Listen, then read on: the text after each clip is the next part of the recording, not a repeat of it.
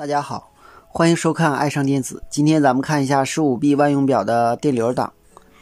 首先呢，它有两个档位，一个是毫安和微安的共用的插孔，这个呢是10安档。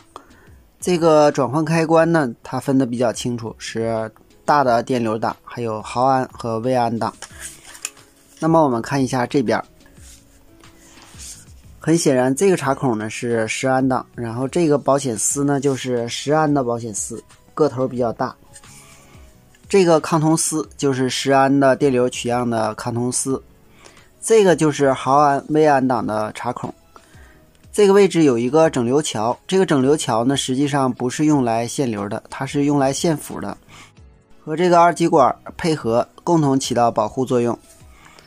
然后通过这个点，然后加到了这个位置，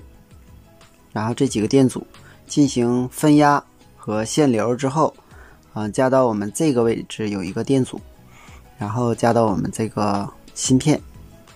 另外呢，我们这个芯片这个位置有一个10K 电阻，是通过这儿接到公共地上的。然后这端这个电阻呢，是一个毫安和微安档分压的电阻。这个保险丝就是我们毫安档、微安档的保险丝，所以呢，在这里边看起来电路是十分简单的。这个毫安档呢，就是这个保险丝、插孔、整流桥、二极管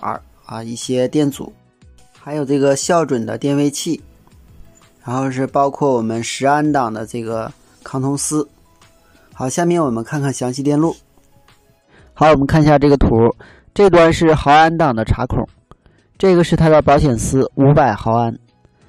这个就是整流桥，然后整流桥的正极和负极输出端接了一个二极管，在这里整流桥和二极管起到保护的作用，因为我们知道这个电压不超过500毫伏，那么很显然两个二极管的压降呢就是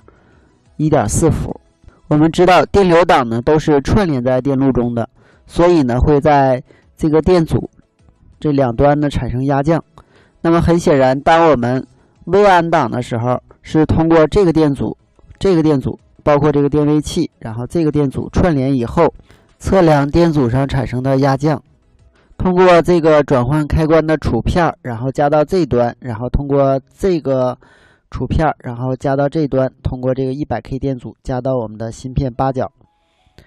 当是毫安档的时候呢，那么就会打到下端这个储片上，那么用短路线短路掉这个电阻，然后测量这个电阻和这个电阻之间的压降，然后通过这儿，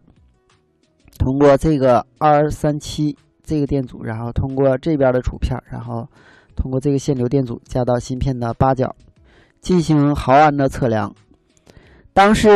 大的电流档，比如说是10安以下的电流的时候，是通过这儿，然后通过我们这个抗通丝上的压降，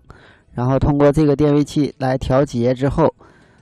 通过这儿，然后通过储片的下端，然后通过这个储片，通过限流电阻加到芯片的八角进行测量。另外呢，这个呢就是电流档的 D， 是通过这个10K 电阻加到芯片的9角，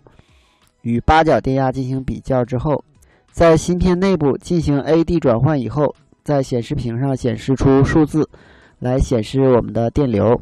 上面这个电位器呢，主要是校准毫安档和微安档的，下边这个电位器呢，既校准了10安的档，也校准了毫安档和微安的档。好，今天咱们就到这里，谢谢大家，再见。